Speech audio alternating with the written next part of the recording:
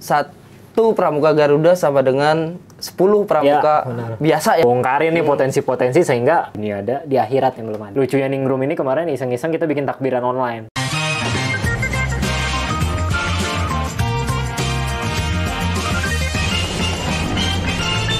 Assalamualaikum warahmatullahi wabarakatuh. Salam pramuka. Salam. Hai sahabat coklat, balik lagi di channel Manusia Tunas Kelapa dengan tema ngeduprak. Ngerumpin dunia pramuka. Hari ini kita bakal ngeduprak bareng salah satu purna anggota DKN dan purna ketua DKN 2013-2018. Beliau bernama Kak Yuda. Apa kabar Kak? Alhamdulillah baik nih. Apa nih Kak kesibukannya setelah kemarin lengser dari ketua DKN? Kalau saya tuh bahasanya afterlife ya. Oh, afterlife. Afterlife di dunia Dewan Kerja yang pasti ya kerja. Kalau sekarang kerja profesional full time dari Senin sampai Jumat. Kemudian Sabtu Minggunya malah diisinya sama komunitas sekarang. Jadi lebih suka ke komunitas tapi yang tetap nggak berbau politik, fokusnya sama anak muda. Kerja sama komunitasnya berbau pramuka juga? Enggak sih, kerjanya itu kerja lebih kepada secara keilmuan ya, secara profesional saya tuh digital. Jadi urusan digital marketing, sosial media marketing, pokoknya yang berhubungan digital itu secara profesionalnya saya. Nah kalau ke komunitasnya lebih kayak ibaratnya pengembangan sih ya, pengembangan ilmu yang kemarin udah didapat pramuka gimana nih berkembang nggak sih di tempat lain? Gitu. Kak, banyak yang nanya ternyata ke kita tentang Kak Yuda. Kita posting banyak yang nanya. Yang paling penting dan yang paling banyak pertanyaannya itu cuma ini Kak. Gimana sih syarat jadi anggota DKN, apalagi jadi ketua DKN? Apalagi kan Kakak, saya bisa bilang untuk di DKN-nya Kakak 10 tahun ya Kak? Oh, iya, benar. Adapun ketuanya hanya 5 tahun ya Kak? Iya, 5 tahun doang. Itu gimana Kak syaratnya? Yang pasti kalau kita bicara syarat tuh sama aja sebenarnya kayak kalau masuk jadi Dewan Kerja Ranting, cabang dan lain gitu. Artinya yang pastinya ada dari surat mandat atau surat tugas dari Gus Depan, kemudian ada dari sisi kuartirnya itu yang pasti gitu. Nah sisanya kalau itu yang ngelihat kapan waktu seleksinya gitu ya, seleksinya apa, kemudian persyaratannya mungkin yang tambahan-tambahannya ada yang lain. Tapi kalau saya sendiri, saya secara pribadi, kalau teman-teman udah paham namanya SKU, udah tahu SKK juga, udah apa itu pasti bisa aja. Yang penting tinggal bagaimana kita bisa mendapat rekomendasi lah ya dari tingkat ranting, tingkat cabang, tingkat daerah. Nah, akhirnya bisa ke nasional gitu. Kira-kira mah kayak gitu aja. Perlu ini nggak sih Kak? Jadi anggota anggota DKR dulu, anggota DKC dulu, anggota DKD dulu? Oke. Kalau itu sebenarnya itu namanya persyaratan tambahan biasanya. Karena nanti akan disesuaikan sama penyelenggaranya. Kalau emang diharapkan misal kayak dulu saya pas saya masih DKN, saya buka diprioritaskan untuk Dewan Kerja Cabang. Kenapa? Karena kita lagi cari orang-orang yang bisa memanage sebuah kegiatan. Nah, itu sebelum Rainas tuh saya buka. Akhirnya datang banyak yang dari cabang. Artinya kalau persyaratan itu kembali lagi ke penyelenggara gitu. Kalau kayak Kakak sendiri masuk situ pernah jebur ke DKC atau DKD dulu nggak? Pernah nyebur. Kalau bahasa nyebur nih, waduh, ini unik juga kalau saya gitu. Saya mungkin baru setelah Dewan Kerja Nasional saya baru buka gitu. Artinya saya dari mungkin agak unik dan memang mungkin agak-agak beda kali ya. Saya dari Gudep waktu itu, langsung dari Gudep, nggak pernah DKR, nggak pernah DKC, nggak pernah DKD, langsung dari Gudep. Tapi pada saat itu penyelenggara dan kemudian waktu itu Dewan Kerja Daerah membuka kesempatannya. Artinya waktu itu ada seleksi dulu di Dewan Kerja Daerah yang dibuka ke cabang-cabang, akhirnya baru dilanjutkan ke nasional. Berarti Kakak nggak pernah nyobain DKC atau DKD ya Kak? Nggak pernah. Ada kesempatan nggak sih Kak untuk mungkin sekarang adik-adik yang penggalang atau adik-adik yang penegak pengen jadi Dewan Kerja Nasional, tapi nggak ikut di Dewan Kerja Cabang atau Dewan Kerja Daerah, apalagi Dewan Kerja Ranting gitu. Gimana? Kalau saya sangat menyarankan ikuti prosesnya. Jangan langsung kayak saya, karena nantinya teman-teman bakal kesulitan namanya bahasa, kesulitan namanya kemampuan, pengetahuan, dan lain-lain. Itu kalau misalnya siapapun yang nonton atau ngelihat ya mungkin saya banyak banget belajarnya gitu. Tapi kalau saya sangat menyarankan itu tetap ikutin. Minimal ranting sama cabang tuh wajib dulu gitu. Sehingga nanti terkait manajemen, terkait bahasa pergaulan, bahasa organisasi udah dapet. Nah nanti tinggal pilihan mau ke DKD atau ke DKN. Kayak gitu kira-kira. pas zaman kakak, kenapa harus kakak yang jadi ketua? Emang yang lain nggak ada yang bisa jadi ketua? Oke, aku clearin dulu ya, Jadi aku 2 periode, 2008-2013, kemudian lanjut 2013-2018. Nah, yang pertama, periode pertama itu aku jadi ketua Dewan Kerja Nasional, itu di akhir masa bakti. Jadi waktu itu usia ketua Dewan Kerja Nasional saya tuh angkatan saya waktu itu. Yang pertama kan Kak Sarifah Alewiyah waktu itu menikah. Udah diganti, kemudian diganti sama Kak Muklis. Nah, waktu itu di tahun 2013-an, 2012-an itu usianya sudah masuk lewat Pandega lah pada intinya. Nah, akhirnya pada saat itu dibuka kesempatan, maksudnya waktu itu pleno ya, waktu itu dibolehkan untuk pleno. Akhirnya dari beberapa calon ya, saya mungkin kebiasaan digudep kali ya, digudep saya adalah ketika misalnya ada debat-debat yang nggak jelas gitu, yang nggak tahu ujungnya kemana, tiba-tiba saya angkat tangan gitu.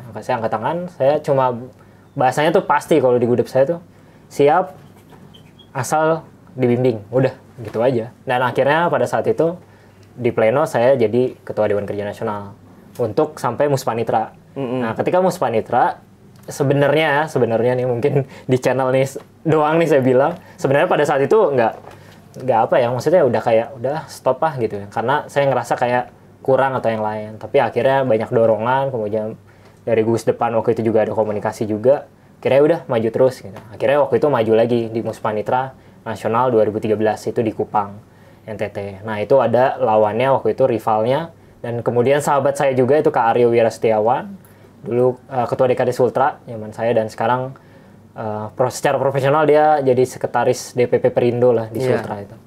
Luar biasa. Nah, itu kira-kira habis itu udah pemilihan.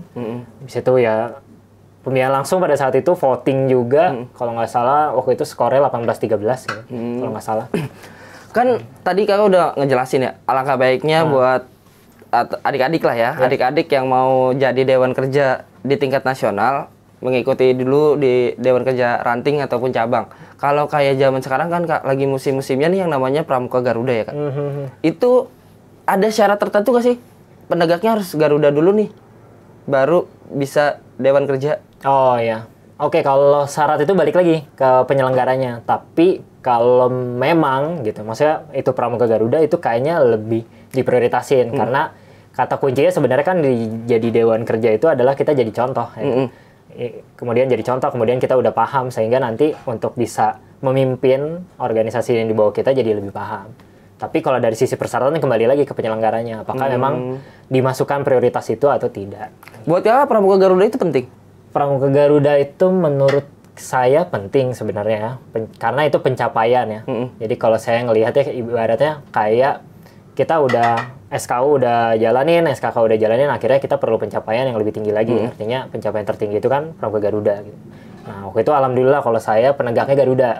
Tapi Pandeganya nggak sempet. Kenapa? Karena emang sibuk dan sibuk kerja ya, sibuk BKN, kuliah sama kerja. Akhirnya ya mengakui diri gitu. Meskipun banyak kesempatan dan banyak yang ditawarkan gitu, ibaratnya ya udah ikut aja pasti ini. Tapi menurut saya kalau saya nggak ikutin prosesnya, kayaknya gimana gitu ya, akhirnya gitu. Saya pernah juga ngebaca atau ngedenger lah ya konten kakak tentang satu Pramuka Garuda sama dengan 10 Pramuka biasa ya Kak.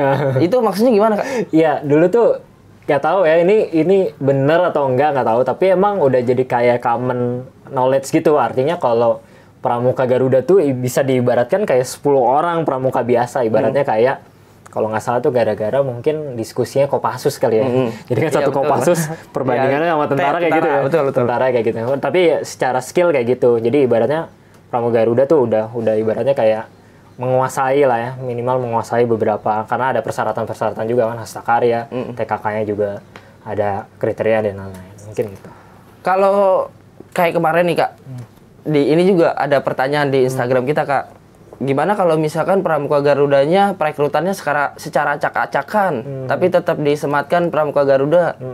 Itu menurut kakak gimana? Jadi karbit lah Pramuka Garuda tapi karbit. Iya, benar-benar. Itu emang kita harus bilang emang ada gitu. Artinya ada memang ya namanya kegiatan Pramuka emang ada yang murni dari Pramuka, terus ada juga yang bantuan kan dari kementerian atau yang lain-lain. Kalau saya sih memandangnya balik lagi kepada personalnya gitu. Artinya dari sisi proses oke lah kayak gitu, tapi dari sisi sebenarnya kan Pramuka Garuda itu tantangan selanjutnya adalah setelah itu. Sebenarnya tantangan sebenarnya itu adalah ketika kamu jadi Pramuka Garuda, terus bisa nggak jadi teladan, bisa nggak jadi contoh atau yang lain-lain kan, kayak pada intinya kayak gitu. Kalau saya sih ngelihat yang kayak gitu balik lagi kepada personalnya, kemudian sama pembinanya. Karena hal itu kan agak-agak sakral juga. Betul. Ya kalau kita ngomongin tentang ini teladan atau enggak, ini Pramuka Garuda atau enggak, itu tanyanya ke pembinanya. Itu udah pantas atau enggak ya. Tinggal pembinanya yang bisa mempertanggungjawabkan. itu dia. Kak, ngomong-ngomong masalah pramuka, saya juga pernah ngebaca juga. Apa ini ada sangkut pautnya sama konten kakak yang tentang pramuka menjadi apa? Nah, itu gimana? Oke. Oh, yang pramuka menjadi itu ya? Iya, pramuka menjadi. Dari pramuka menjadi. Dari pramuka menjadi, betul. Pramuka menjadi. Iya, waktu itu ya sedikit sharing aja. Waktu itu sebenarnya ide aja sih sebenarnya. Artinya kayak gini loh. Kok afterlife Dewan Kerja gitu ya, saya bahasanya gitu, afterlife Dewan Kerja, kok kita kayak nggak punya kepentingan lagi, aturan kita ini bersaudara, aturan kita udah silaturahmi atau yang lain. Nah, akhirnya saya munculkan namanya dari Pramuka Menjadi.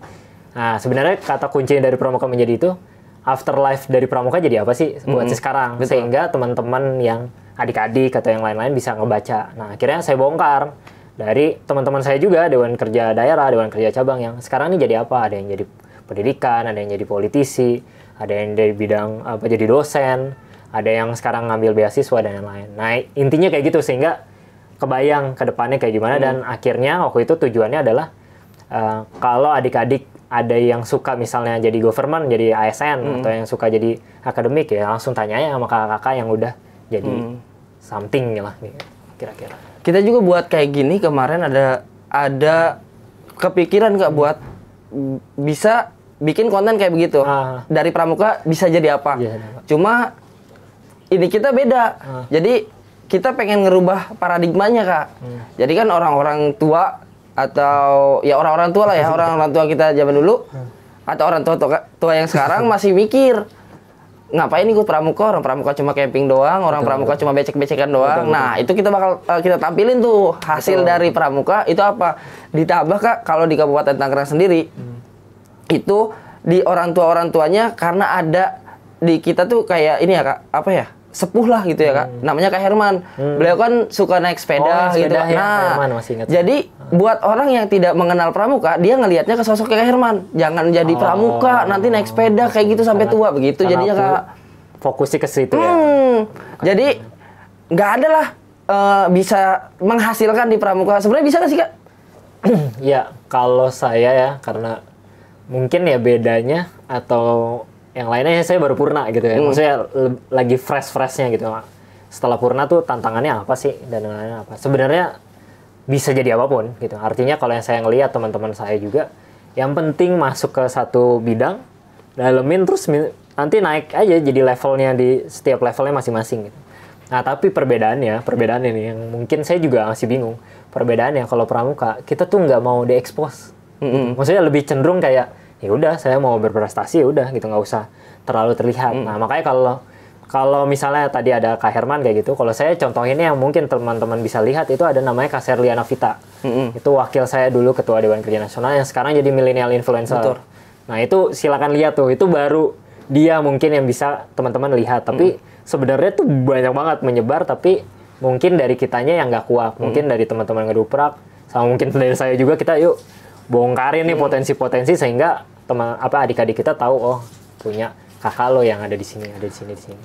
Kemarin banyak juga yang bilang Kak Sylvia, Kak siapa? Sherly. Tadi Kak Sherly. Kak Sherly itu ya.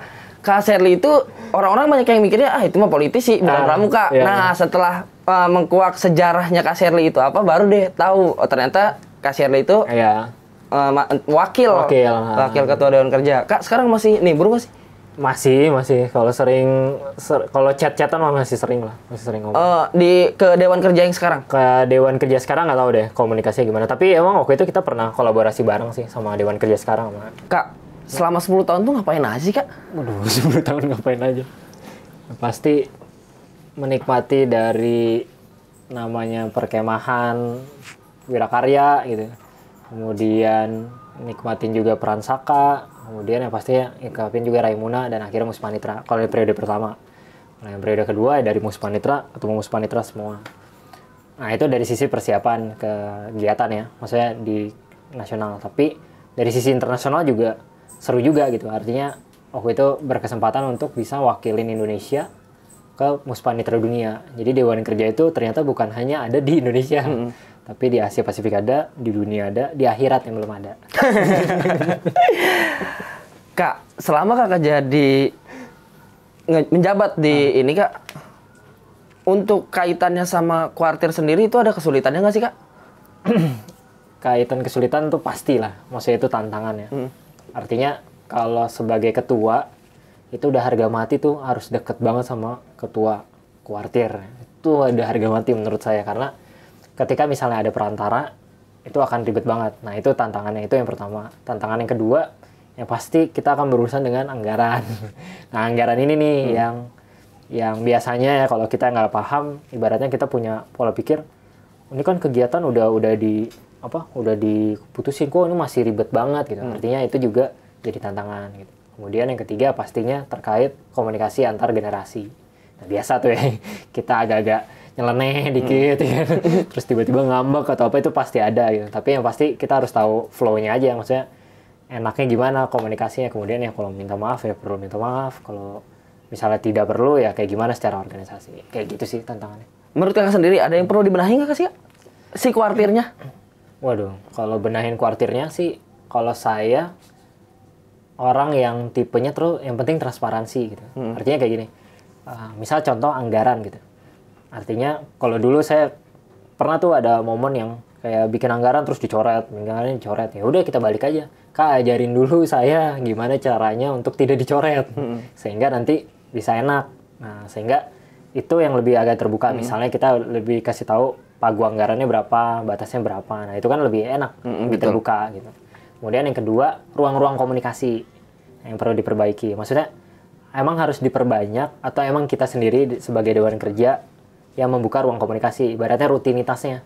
Misalnya sebulan sekali ketemu ketua kuartir, ya udah kita ngobrolin apapun gitu. Artinya jangan sampai ruang komunikasi itu cuma baru terbuka ketika mau persiapan kegiatan. Berarti sidang paripurna. Maaf ya Kak, gitu. Selama ini nggak ada yang namanya ruang komunikasi itu Kak antara Dewan Kerja? Ada, tapi masih sporadis gitu, ngerti ya. Jadi baik kepentingan aja. Aturan tuh ya kalau saya mungkin punya pengalaman waktu itu kerja di Bukalapak ya. Nah di Bukalapak itu si CEO-nya Mas Zaki itu waktu itu udah sering banget datang ngobrol gitu. Ya udah emang sangat terbuka. Oh ternyata kuncinya di situ kalau menurut saya ya. Akhirnya yang kita yang kurang nih ada ruang komunikasinya, semua sekedar kayak ibaratnya 2 minggu sekali atau 3 minggu sekali yang ngobrol makan atau apa. Jadi harusnya ada agenda gitu, kayak jangan ada maunya doang baru ada ini. Nah malah yang saya dapat ya di Bukalapak tuh ya, yang kerennya di Bukalapak juga, kita makan siang bareng, jadi catering gitu. Jadi bikin catering kemudian prasmanan. Nah ternyata di ruang-ruang kayak gitu yang perlu. Nah mungkin ya ketika sekarang nih di kuartir tuh kayaknya perlu masak-masak bareng gitu ya, maksudnya setiap hari atau apa. Nah ruang-ruang diskusi itu mungkin yang bakal bisa ngejembatani semua permasalahan ini. Kakak sekarang masih ada sangkut pautnya nggak sih sama kuartir atau Dewan Kerja, jadi Dewan Penasihat gitu atau apa gitu di gerakan Iya bisa jadi. Oh kalau di kuartir saya masih saya andalan nasional sekarang, Komisi 2 Pembinaan Anggota Muda sekarang. Kalau di Dewan Kerja udah nggak ada, tapi lebih kayak pokoknya terbuka aja kalau emang mau konsultasi, mau diskusi atau apapun silakan, karena secara basically saya juga nggak berhenti berkarya. Artinya terkait kepemudaan saya yang sempat saya ngobrol, saya di komunitas Rumah Millennials. Nah itu terus membangun pokoknya kata kuncinya Rumah Millennials itu berdaya, berkarya, bermakna gitu. Nah sehingga nanti kalau misalnya ada ketemu Dewan Kerja, kita nggak ngomongin lagi Kak zaman saya dulu apa gitu, tapi lebih kepada yuk kita kolaborasi apa, kalian butuh materi siapa atau apa, nanti kita hubungkan. Kayak gitu sih perannya sekarang. Yang terkenalnya itu karena pamornya doang Kak jadinya. Dewan Kerja Nasional, Dewan Kerja Daerah. Saya ini Dewan Kerja Cabang, saya ini Dewan Kerja Daerah. Jadi terkenalnya karena itu. Betul. Tapi buat masyarakat atau buat adik-adik yang ada di gugus depan itu nggak terlihat dampaknya. Karena mungkin satu ya sosialisasinya juga kurang. Makanya banyak yang nanya ke saya tentang syarat masuk Dewan Kerja gimana sih? Nah gitu tuh. Jadi mungkin jadi sosialisasinya kurang, terus tadi ruang komunikasi ya, ruang diskusi gitu. Kan Kakak itu ada di 2 masa pimpinan kuartir kita yang berbeda ya Kak? Iya. Pas Kakak jadi ketua DKN, Kak siapa Kak? Yang periode pertama itu Kak almarhum Azur Azwar. Itu profesor. Kemudian yang kedua Kak Diak Sadawan.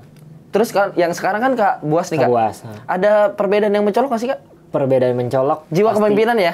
Pasti ada gitu. Yang pertama saya ketemu Kak almarhum Profesor Azur Azwar ini akademisi, orang kesehatan. Jadi pada saat itu saya lebih kayak depres tentang kenapa nih program harus ada, kemudian dikait-kaitkan sama pendidikan, filosofi dan lain-lain. Makanya waktu itu di zamannya Kak almarhum Azur Azwar lebih kayak ADRT, lebih kayak undang-undang dan lain-lain. Zamannya Kak Diaksa ini kita lebih fokus kepada pencitraan gitu. Waktu itu pokoknya kita diperkenalkan dengan yut nih semuanya harus dipublikasiin. Ini gayanya kayak gini, gayanya kayak gini gitu. Nah, kalau di zamannya Kak Buas sekarang lebih kepada gimana kerjasama antar pemerintah, gimana mencocokkannya, gitu, mencocokkannya kepentingannya kayak gimana dan akhirnya menghubungkan. Gitu. Itu perbedaan-perbedaannya kayak gitu sih yang saya dapat. Kan Kakak udah pernah jadi ketua DKN nih. Saya sebenarnya hoki banget nanya langsung ke Purnanya gitu. Menurut Kakak DKN yang sekarang gimana Kak? Di pandangan Kak? Oke. DKN yang sekarang yang pastinya tantangannya lebih besar. Gitu. Karena pandemi. Kenapa? Karena pandemi. Karena pandemi, iya benar. Karena pandemi yang sebenarnya sih, sebenarnya ya kalau kita ngomongin pandemi, artinya kan adaptasi ke dunia digital. Nah, dunia digital tuh udah lama banget, udah ada gitu. Tapi emang masih dianggap sebelah mata gitu. Artinya kayak bikin-bikin konten seperti ini kan udah ada, dari dulu mah udah ada. Cuma gara-gara pandemi ini kayaknya mempercepat. Nah, tantangan di DKN sekarang ya itu, bagaimana kita bisa menjembatani dunia itu jadi ada 2 gitu menurut saya gitu. Ada yang offline, ada yang online. Artinya ini dua-duanya harus aktif nih. Yang offline aktif, yang online aktif juga. Artinya kalau sekarang kan offline lagi drop ya. Semuanya akhirnya ke online semua. Nah, itu yang pertama, tantangan yang pertama. Yang kedua adalah sekarang semangatnya pembidangan sebenarnya. Jadi kalau dulu mungkin 10 tahun ya saya di sana, indikatornya cuma kegiatan. Jadi kegiatan sukses ya, Dewan Kerja sukses. Tapi tantangan Dewan Kerja Nasional sekarang adalah ada 3 bidang nih yang lagi seru untuk dikupas apalagi kondisi pandemi. Ada bidang pembinaan pengembangan, ada bidang kajian, ada bidang penelitian. Nah, artinya ini nih yang perlu dikupas. Karena sebenarnya itu tuh yang menjadi sebuah ibaratnya kalau kamu mau menembus sebuah kebijakan atau membuat kebijakan baru, ini ada di 3 bidang ini. Yang satu bidang ini, bidang kegiatan kan lebih kepada evaluasi si pesertanya kayak gimana perkembangannya. Nah, kemudian yang ketiga, zaman sekarang udah mulai lagi terbuka gitu. Semua orang netizen makin banyak. Betul. Sehingga namanya komunikasi nih hati-hati gitu. Artinya komunikasi secara langsung maupun tidak langsung, bergaul ataupun tidak, kadang-kadang ada netizen yang baperan gitu. Akhirnya yang sebenarnya cuma ngobrol bercandaan akhirnya ke bawah-bawah. Nah, itu paling tantangannya selanjutnya untuk kita ngelihat ke depannya kayak gimana nih ngelihat keteladanan atau sosok-sosok yang lain. Kalau zaman sekarang ngomongin zaman sekarang maka lebih banyak yang berkomentar daripada yang beraksi ya Kak. Iya. Jadi banyak banget yang komentar. Ya kayak gini nih Kak. Iya. Kita sekarang emang kita lagi bikin konten yang namanya ngebahas pramuka. Ada aja tuh yang ngomong masa ngobrol di pramuka nggak pajak pramuka gitu kan, pasti ada aja. Iya, ada aja. Ya ketua DKN katanya DKN harus jadi suri tauladan, harus jadi contoh. Ngomongin tapi nggak pakai seragam, pakai lepis lagi gitu lagi. Ya gitulah, cuma kita ngambil positifnya aja ya, karena emang masa-masa seperti ini pengen tetap pramuka, nggak ada cara lain selain kegiatan kita ya tetap harus berjalan gitu ya Kak. Benar. Kalau saya tuh ngelihatnya kayak gini, kenapa banyak orang yang kayak gitu? Karena dulu kamusnya kalau mau terkenal yang nginjak orang lain, artinya cari-cari kesalahan orang lain. Tapi ya kalau sekarang kalau mau terkenal harus kolaborasi, harus saling nguatin, harus saling ingetin. Yang sekarang kayak gitu. Ibaratnya kalau mau dikaitkan sama film, ya, itu ada film kartun namanya Monster Inc. Yang dulu tuh yang kayak nakut-nakutin orang. Yang awalnya kan nakutin-nakutin orang, dia punya energinya ya segini gitu. Tapi tiba-tiba ketika terakhir film itu ternyata bikin happy orang tuh makin tinggi lagi. Nah, artinya untuk bisa memutus hal tersebut kita harus cari indikator yang lain. Sebenarnya nggak usah cari-cari kesalahan mah. Kita saling nguatin, saling ini juga bakal naik juga. Itu sih yang saya lihat.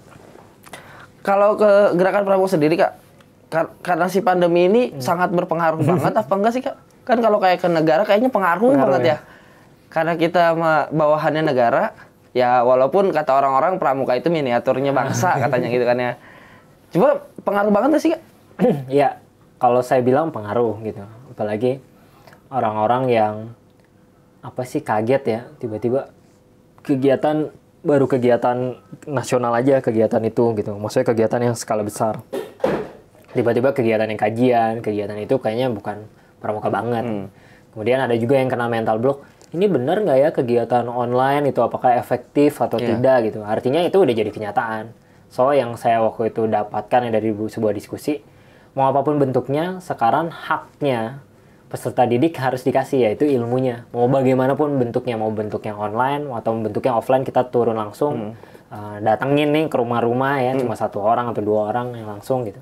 Sehingga itu tetap ada gitu. Karena kalau tidak ada kegiatan, ntar pas udah pandemi selesai tiba-tiba pas kita cek nggak ada anggotanya karena nggak ada aktivitas. Betul. Artinya sekarang udah banyakin karya aja lah, masih banyak kok yang bisa kita ulas. Banyak banget lah Kak, harusnya banyak banget. Apalagi makanya saya bilang kalau misalkan pramukanya nggak aktif atau ini ya ini banget, apalagi tegak dega ya Kak. Benar. Dia punya Saka, di mana Saka itu sekarang lagi benar-benar dibutuhin nih. Kalau misalkan pengen terjun langsung ya ini, jangan teori doang gitu, betul ya Kak? Betul. Apalagi Saka Bakti Husada ya Kak, harus benar-benar ini banget. Kesempatan emas. Nggak ya, bener. Kak, Kakak kan selain aktivitasnya di aktivis pramuka, saya sering lihat Kakak sering banget yang namanya update yang namanya rumah milenial, rumah milenial. Itu apa base campnya anak-anak milenial atau gimana Kak? Iya, jadi kalau kita ngobrol rumah milenial, itu ada sebuah komunitas yang isinya anak-anak muda berbagai macam bidang gitu. Akhirnya dikumpulkan yang sama-sama kita punya satu tujuan, artinya kita saling koneksi. Artinya kayak ibaratnya kayak rumah lah ya, kayak rumah milenial.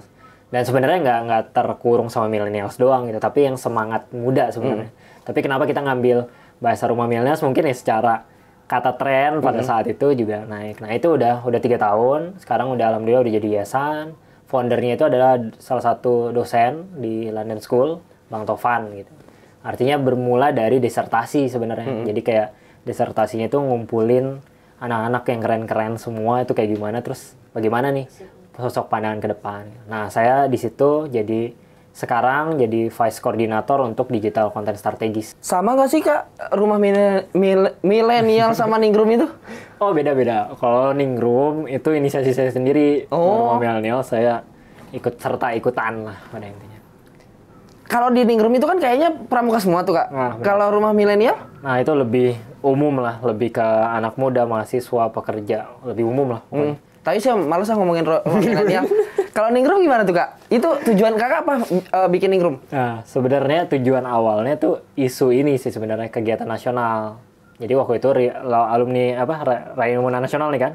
Kemudian saya ngelihat nih sayang banget ya alumni-alumninya kagak diajak bicara, nggak ajak ngomong. Akhirnya muncul lah di salah satu programnya alumni nasional itu ada namanya Learning Forum. Itu salah satu programnya awalnya. Akhirnya kita setiap hari-hari tertentu kita bikin kelompoknya saling sharing. Terus mungkin saya juga sharing. Awalnya dari situ.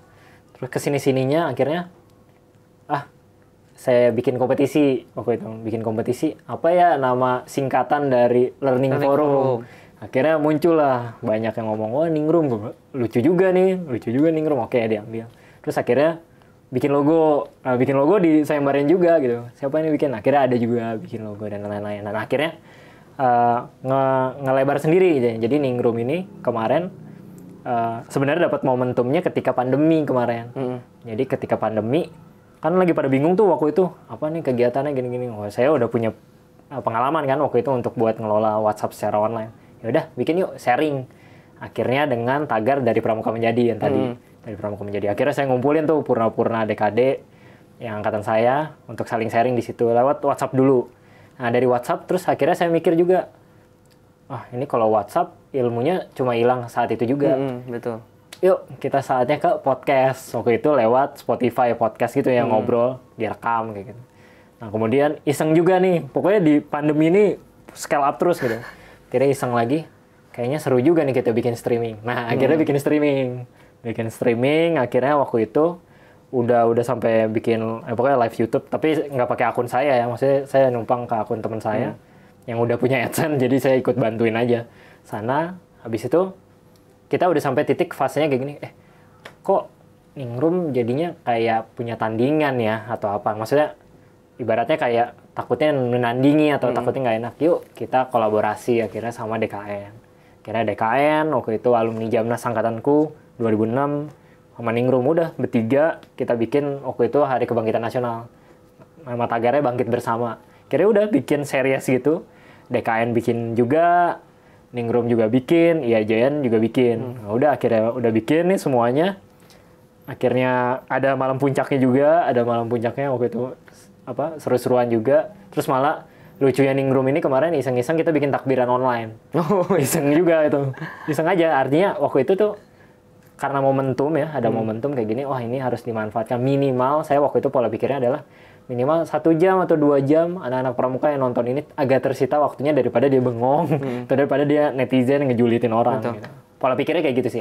Tadi saya sempat kesentuh nih omongan kakak masalah ketua-ketua teman-teman angkatan ketua DKD itu yang pada jadi. Seluruh ketua DKD angkatan kakak jadi semua? Jadi dalam apa nih? Pramuka menjadi. Dari pramuka menjadi. Jadi iya, artinya mereka punya spesialisasi masing-masing.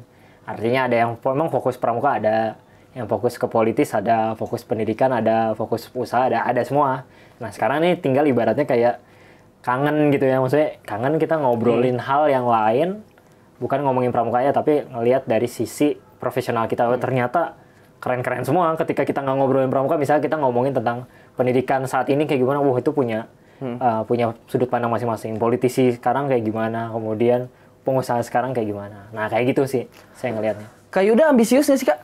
Ambisius, maksudnya gimana nih? Harus jadi ketua, harus jadi founder, harus jadi pencetus gitu. Saya nggak tipe kayak gitu sih. Saya tipenya cuma kayak ibaratnya saya nggak tahu sih. Sampai sekarang tuh saya cuma tipenya ngetes sendiri, habis itu bantuin orang. Habis itu bantuin orang, ibaratnya saya udah ngetes dulu sendiri, habis itu bantuin orang untuk nguatin. Boleh tapi gitu. Menurut kakak kalau misalkan ambisius jadi ketua, apalagi ketua-ketua yang ada di organisasi kepramukaan? Ambisius sih penting ya, karena artinya teman-teman punya kepentingan maksudnya untuk bisa ngambil alih hal tersebut, artinya punya sebuah hal yang mau dibawa gitu. Itu penting, tapi kalau ambisius kosongan, nah itu yang agak bahaya. Menang aja dulu, kita urusan belakangan, nah itu yang agak bahaya sekarang. Kak, dulu saya kenal kakak itu sebenarnya bukan dari DKN. Saya kenal sama kakak tuh dari si Gugus Depan. Itu sekarang masih aktif nggak sih kakak dan Gugus Depannya? Maksudnya ya ikatannya masih ada nggak Pak? Kacang lupa kulitnya? Oh, masih. Tapi kita punya perannya masing-masing. Artinya ya kalau tadi udah ngupas Ningrum, nah Ningrum sekarang akhirnya saya kaitin ke Danapala. Akhirnya dikolaborasi sama Danapala karena bagi saya agak bingung sih sebenarnya waktu itu. Kalau Ningrum itu buat saya, apalagi sih saya mau diinin nggak punya tujuan juga. Kalau Ningrum buat kuarcap atau kuaran atau kuartir gitu ya, ini agak-agak ribet masalah birokrasi. Udah, yuk balik lagi ke Gudep. Nah, saya ada di posisi itu sekarang. Jadi kalau yang latihan mah tetap latihan. Nah, saya urusannya untuk bisa mempublis keluar. Gitu. Semangat. Kita ngobrol udah ngalor ngidul nih kak. Udah dari semuanya nih yang kita bahas. Kak, ada nggak sih kak pesan-pesan kakak dari obrolan kita atau ke yang lain buat seluruh sahabat coklat yang nonton? Siap. Pokoknya saya tiba-tiba langsung keingatan kata-kata bijak aja sih sebenarnya. Jadi kata-kata bijak itu bilang bahwa dunia ini rusak bukan karenanya banyak orang jahat, tapi banyak orang yang baik nih, tapi diem dan mendiamkan. Nah, mudah-mudahan nih sahabat coklat semuanya bukan orang yang diem dan mendiamkan, tapi ya udah berbuat aja. Karena sebenarnya orang optimis itu bakal kalah sama orang yang konsisten. Oke, mantap banget, mantap.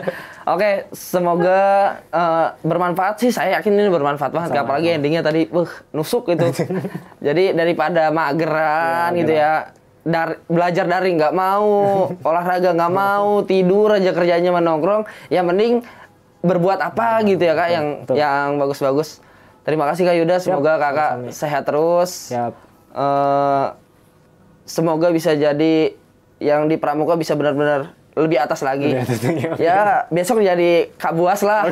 Jadi bukan Kak Adiaksa Daud lagi, tapi Yuda Adiaksa sekarang. Oke, terima kasih sahabat coklat.